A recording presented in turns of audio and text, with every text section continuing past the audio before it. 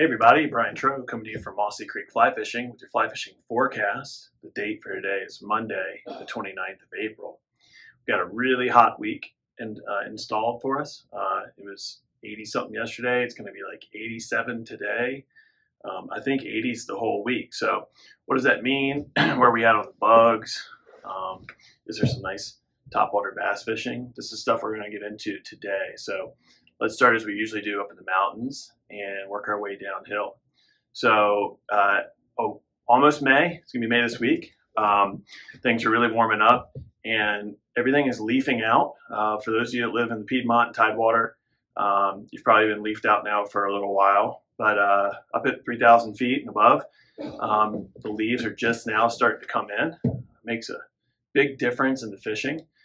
First of all, it gives those fish a much needed canopy, which protects them from birds, from osprey, from birds of prey flying over. So they're going to get a little bit more cover. There's going to be more shade. There's obviously going to be a lot more things for you to get hung on up in the mountains. When everything leaves out, the boughs and everything come lower down, so things will get a little bit tighter. So if you're heading up into the mountains this week, you'll see some big changes over the last few months. Also, as far as the groundwater goes, because of the drought we were in last year, this still plays in. When everything leaves out, they say some of these hardwood trees up in the mountains can drink hundreds and hundreds of gallons of water a day. So you'll notice as everything leaves out, the water tables will drop some, and it requires more rain to keep everything flowing and keep things up. So that's just kind of an observation. That's what's going on right now up in the higher mountains. It is going to be really, really warm this week. So that's really going to turn a lot of our fishing on. All right. We'll get to a tipping point where things get hotter and hotter, and it can hurt the fishing. But with lows in the 20s some days last week, and us coming out of the wintertime, getting to that premium spot right there around 60 degrees, 55 degrees, 60 degrees, 65 degrees. That's where a lot of these trout are going to be really eating hard. All right. And just remember, when it's 87 down here in Harrisonburg, it's not 87 up in the woods at 3,000 feet, especially with all those good springs and stuff feeding in. So we're going to hit a perfect temperature this week for these trout, for their metabolism. And we've also just got tons and tons of bugs to talk about and to look at. So building off of last week, the March Browns are really coming in strong. Hendricksons, Cahills, basically all your favorite mayflies are going to be hatching right now. The sulfur hatches on the spring creeks are really filling in, getting thicker and thicker each day.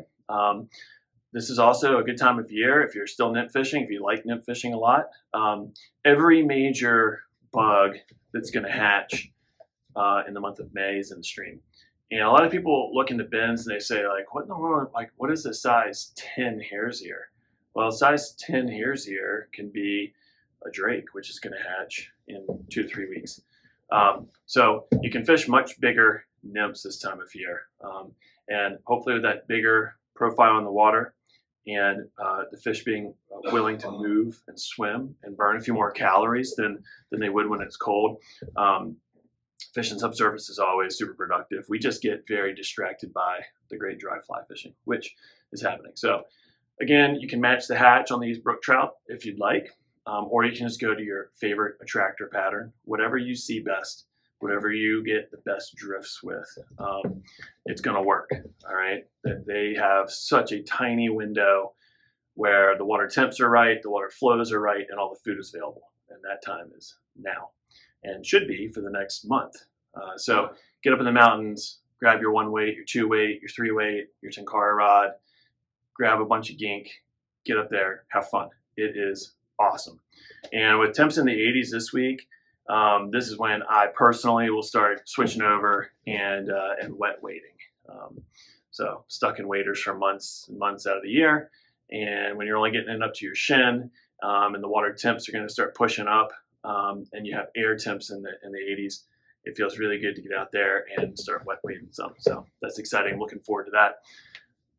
Downhill, we have 1 month basically for you to get out and really enjoy all the delayed harvests in the state. So I've been talking about this quite a bit. should play into your math a little bit about where you're going, because once June rolls around and they open up for harvest, a lot of these places get picked over pretty quickly, or the water becomes marginal and no good for the trout anyway, depending on where it is. So get out there and enjoy your favorite delayed harvest while you still got some time. Spring creeks are fishing really, really well. Bluebird skies like today, in the middle of the day, still a little bit challenging. You can find a riser here and there. Cloudy days are way better if you can get one.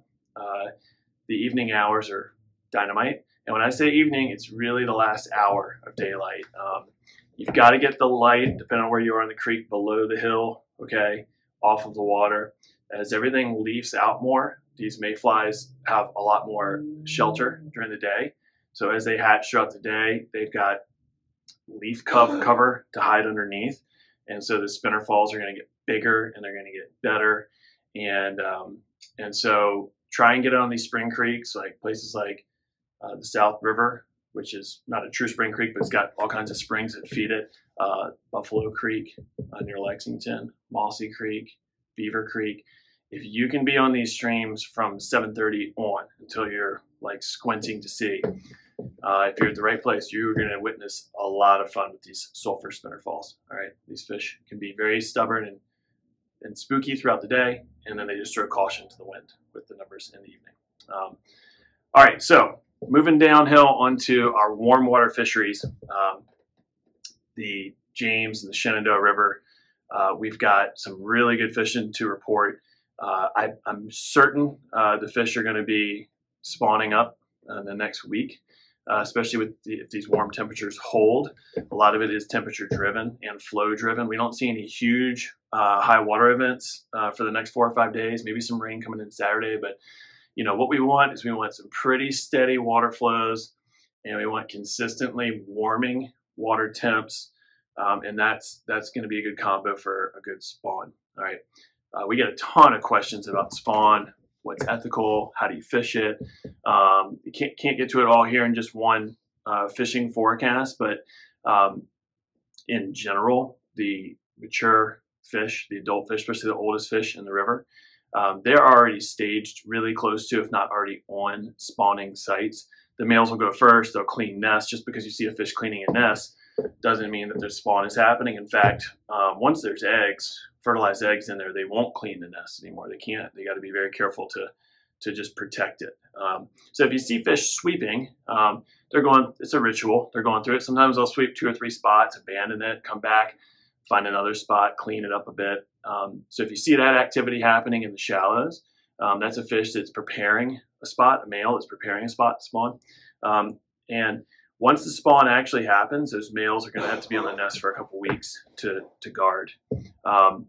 We do have lower water than normal right now. That allows you to actually witness and see some of this stuff. That's how we can give you pretty good up-to-date conditions. You know, ordinarily this time of year, just being spring, water levels are much higher.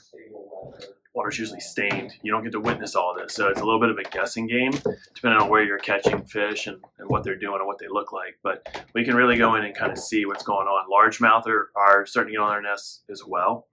But because the water is clear and lower, we're getting to enjoy something we don't get to do all the time, which is topwater bass fish in April. Okay, a lot of the topwater food that these smallmouth we like to catch them on typically come later in summer. So like the damselfly hatches, the dragonfly hatches, the dog day cicadas, those are all usually like end of June, beginning of July.